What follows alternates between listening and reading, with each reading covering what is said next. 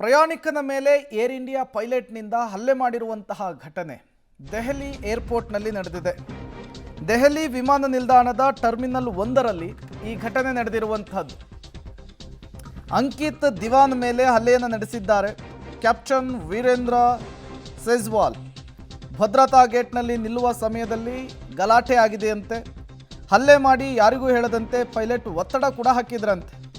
ಪ್ರಕರಣ ಬೆಳಕಿಗೆ ಬರ್ತಾ ಇದ್ದ ಹಾಗೆ ಪೈಲಟ್ನನ್ನು ಅಮಾನತು ಮಾಡಿದೆ ಸಂಸ್ಥೆ. ಹಲ್ಲೆ ಮಾಡಿದ ಪೈಲಟ್ ಅಮಾನತು ಮಾಡಿ ಏರ್ ಇಂಡಿಯಾ ಆದೇಶವನ್ನು ಹೊರಡಿಸಿರುವಂತಹದ್ದು. ಈ ಮೂಲಕ ಏರ್ ಇಂಡಿಯಾ ಸಂಸ್ಥೆ ಬೇಡದೇ ಇರೋ ವಿಚಾರಕ್ಕೇನೆ ಹೆಚ್ಚೆಚ್ಚು ಈಗ ಸದ್ದು ಆಗ್ತಾ ಇರುವಂಥದ್ದು.